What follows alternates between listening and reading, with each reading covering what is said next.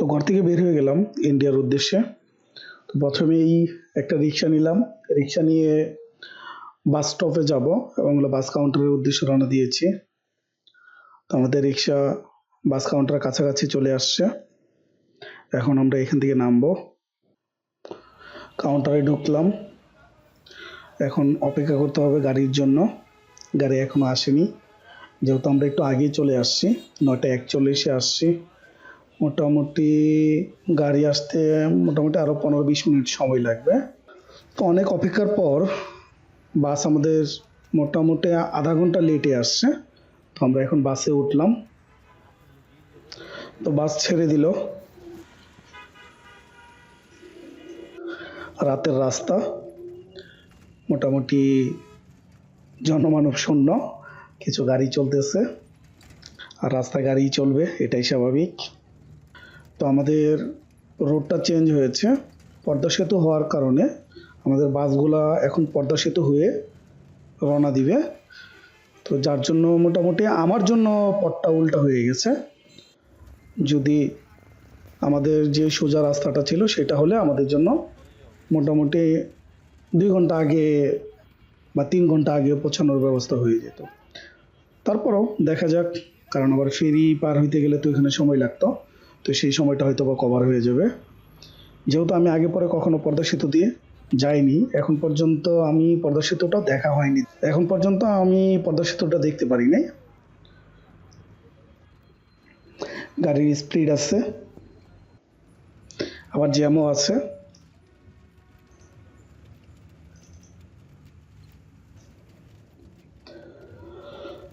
মোটামুটি পদ্মা সেতুর আগে প্রায় চলে আসছি, অনেকটা লং সময়ের আগে।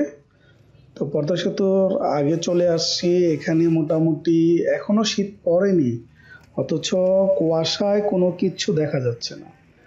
দেখেন আমার সামনেই যে গাড়িটা আছে সেই গাড়িটাও মোটামুটি ক্লিয়ারলি কোনো কিছু দেখা যায় না, এরকম টাইপের কুয়াশা পড়তেছে। মোটামুটি শীতকাল আসা ছাড়াই শীতকাল পড়ে যাচ্ছে, এরকম একটা পরিস্থিতি।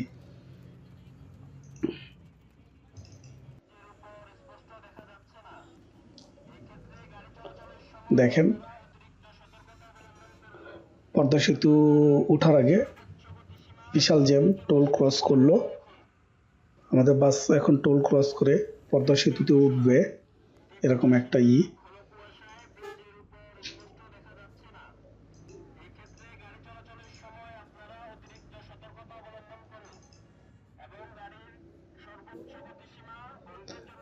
দেখেন আমাদের বাসটা পদ্মা সেতুতে উঠবে তার আগ মুহূর্তে আছে।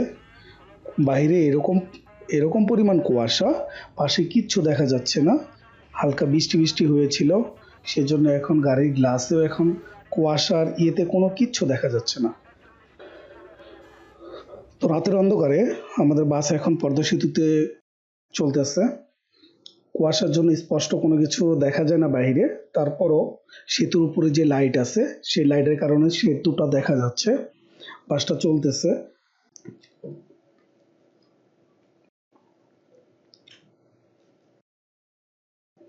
দিনের বেলা দেখতে পারলে আরো বেশি ভালো লাগতো, যেহেতু আমি রাত্রের বেলায় যাচ্ছি সেজন্য আর দেখা হচ্ছে না। আবার ইন্ডিয়া থেকে যখন আমি ফেরত আসবো তখন হয়তো বা পদ্মা সেতু হয়ে আসবো না, কারণ এদিক দিয়ে মোটামুটি আমার সেতু এদিক দিয়ে পার হওয়ার জন্য মোটামুটি এক্সট্রা আমার 3 ঘন্টা 3.5 ঘন্টা সময় লেগে গেছে। তো আসার সময় আমি দেখা যাবো ফেরি দিয়ে চলে আসবো। আমাদের ফেরির ওদিক দিয়ে মোটামুটি আমার 3 ঘন্টা 3.5 ঘন্টা সেভ হবে। তো যার জন্য দিনের বেলার পদ্মা সেতুটা ক্যাপচার করে দেখানো সম্ভব হবে না। যদি কখনো পরবর্তীতে নেক্সট টাইম আসি বা পদ্মা সেতুর উদ্দেশ্যে কখনো আসি, তখন পদ্মা সেতুটা আবার ভিডিও করতে পারবো।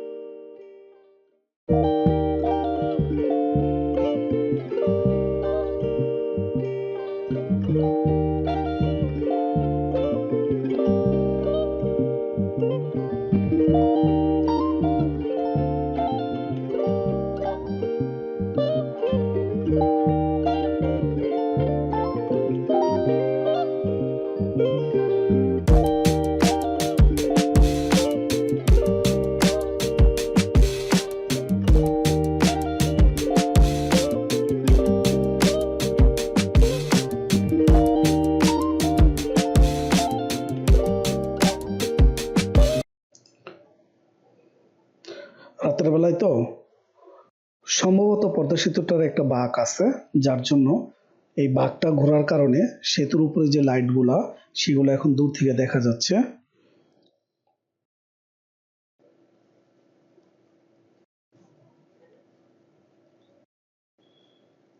মোটামুটি মনে হয় আমরা পদ্মা সেতুর শেষ প্রান্তে চলে আসছি।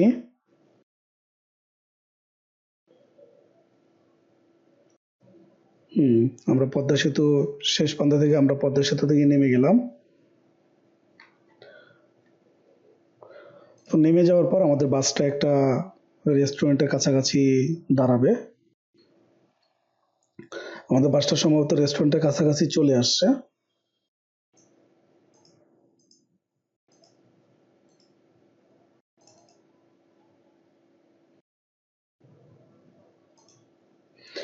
হ্যাঁ, আমাদের বাসটা এখন রেস্টুরেন্টে এখানে চলে আসছে। তো আমরা এখন এই রেস্টুরেন্টেই খাবার দাবার খেয়ে নিব। আকাশের চাঁদটা খুব সুন্দর, চাঁদের আলো ছড়াচ্ছিল। তো সেই চাঁদের ছবিটা ঝুম করে ওঠানোর চেষ্টা করতেছিলাম, যদিও আমার মোবাইলে ক্যামেরাটা তেমন একটা ভালো না, যতটুকু পেরেছি ততটুকু করার চেষ্টা করেছি। তো রেস্টুরেন্ট এই হলো রেস্টুরেন্ট। রাতের 2টা বেজে 53 মিনিট। আমাদের বাসটা যেই রেস্টুরেন্টে এখানে দাঁড়িয়েছে, রেস্টুরেন্টটা মোটামুটি ভালোই জাঁকজমক। সারা রাত্রি খোলা থাকে, সারা রাত দিন 24 ঘন্টায় খোলা থাকে। আপনার যদি রেস্টুরেন্টে ভিতরে কোনো খাবার খেতে না চান, এটা বাইরেও আপনার একটা চায়ের দোকান আছে, হালকা নাস্তার জন্য আছে। যদি আর কি একটু খরচটা চিপ করতে চান, সেই জন্য আর কি এখান থেকেও আপনি আপনার নাস্তাগুলো সেরে নিতে পারবেন। আর ভিতরে আপনার যদি ওয়াশরুমে কোনো কাজ টাজ থেকে থাকে, সেটা আপনি রেস্টুরেন্টের ভিতর থেকে সেরে আসতে পারবেন। এখানে আরো অনেক বাস আছে। মোটামুটি পদ্মা সেতু পার হওয়ার পর এখানে এসেই বাসগুলা বিরতি নিয়ে এখান থেকে নাস্তা করে চলে যায়। হিরণকান্দি শতবর্ষী আম গাছের বিপরীতে, অর্থাৎ এই রেস্টুরেন্টের অপোজিটে একটি শতবৎসরের আম গাছ আছে। তো সেটাও আমরা দেখার চেষ্টা করব, যদিও রাত্রেবেলা দেখা যাবে কিনা জানি না। সম্ভবত শতবর্ষী আম গাছটা এদিক দিয়ে আরো ভিতরে আছে। তো রাতের বেলা যেহেতু, সেজন্য খুব একটা বেশি দূরে দেখা যায় না। এখান থেকে গেলে হয়তো কিছুক্ষণ পরে দেখা যেত। তো রাতের বেলা যেহেতু দেখা যায় না কোনো কিছু, তো আমরা আমাদের বাসগুলো এখন ছেড়ে দিবে। তো এর মাঝে আর কোনো বিরতি নিবে না, কোনো কিছু নিবে না, যেহেতু আমরা আমাদের খাবার টাবারগুলো খেয়ে নিয়ে শেষ। রাতও মোটামুটি 3টা বেজে গেছে। তো এখন যাইতে হয়তো বা বেশি সময় লাগবে না, খুব দ্রুতই চলে যাব। তো এতটুকু সময় একটু ঘুমিয়ে নিব। তো এখন আমরা চলে আসলাম, বেনাপোল বর্ডারে এসে গেছি। তো এখানে এখনো দোকানপাট কোনো কিছু খুলেনি। কাউন্টার, আমরা যে বাসে আসে সেই বাসে কাউন্টারে যাব। তো আমাদের বাংলাদেশে এটা বেনাপোল, আর ইন্ডিয়ার ওই পারে হচ্ছে হরিদাসপুর। একেবারে শীতের রাত, নিস্তব্ধ এরকম একটা অবস্থা, অথচ এখনো কিন্তু শীত পড়েনি। কিছু কিছু কাউন্টারে শুধু খালি বাস কাউন্টারে লোকজনগুলো খোলা আছে, আর এখানে একটা চায়ের দোকান খোলা আছে। তো শীতে অনেক অবস্থা খারাপ। তো যেহেতু শীতে অবস্থা খারাপ, তো সেই জন্য চা খেয়ে এখন আমরা এখানেই সিরিয়াল দিয়ে দিচ্ছি। কারণ সবাই যাবে, তো আগে সিরিয়াল দিলে আগে যেতে পারবো, সেজন্য এখানে সিরিয়াল। দেখেন, আমাদের আগে অনেক লোক এসে সিরিয়ালে দাঁড়িয়ে গেছে, তার মানে ওরা আমাদের আগেই আসছে, সেজন্য দাঁড়িয়ে গেছে।